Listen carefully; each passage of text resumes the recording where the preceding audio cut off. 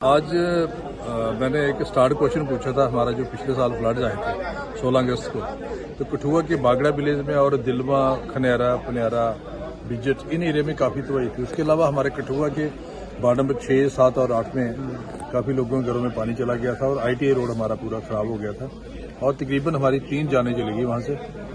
तो मैंने पैसे तो गवर्नमेंट का शुक्रिया अदा किया कि जो 2 डेथें हमारी बागड़ा में हुई थी उनको आपने SDRF नार्म के तहत 4 लाख एक दिया, 2 लाख चीफ मिनिस्टर ने दिया और 50,000 रुपया हमारे एग्रीकल्चर सोसाइटी को दिया गया। लेकिन मैंने कहा कि हमारे रवि शर्मा जी वो भी फ्लड की वजह से मरे थे 1 हफ्ता बाद, उनको अभी तक पैसा नहीं दिया, उसका भी जिक्र किया मैंने। और उसके साथ साथ जो हमारा बागड़ा वाला रोड है जी, इसको रिस्टोर करने की जरूरत है। इन्होंने कहा था कि पार्शियली हमने रिस्टोर किया और परमानेंटली करेंगे, लेकिन मैंने वहाँ अभी पिछले दिनों गया था, वैसे का वैसा ही रोड है।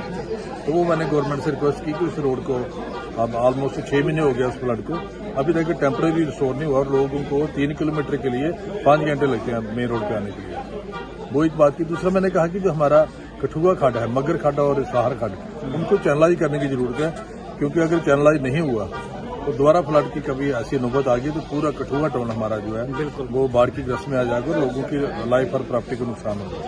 तो लिहाजा गवर्नमेंट ने भी उसमें एश्योरेंस दिया है कि उसके लिए हम DPR बना रहे हैं और मुझे उम्मीद है कि जैसे DPR बनेगा और हमारे परमानेंट रिस्टोरेशन में जो फंड आए हैं सेंट्रल गवर्नमेंट ने दिए हैं उसमें जो उसको कंसीडर करेंगे ताकि लोगों को एक राहत मिले और जो नुकसान हुआ फ्लड का उससे मिनिमाइज किया जा सके।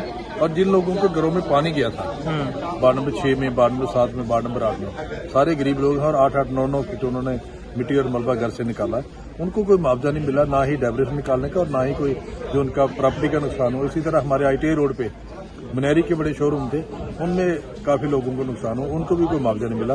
तो आपके माध्यम से गवर्नमेंट का रिक्वेस्ट करूंगा तो उनको भी इसमें रिलीफ में दिया जाए ताकि उनको जो नुकसान हुआ है, छोटे छोटे ट्रेडर्स हैं, उन सभी को बेनिफिट मिले और जो कम से कम जो उनका नुकसान हुआ उसकी भरपाई हो पाए।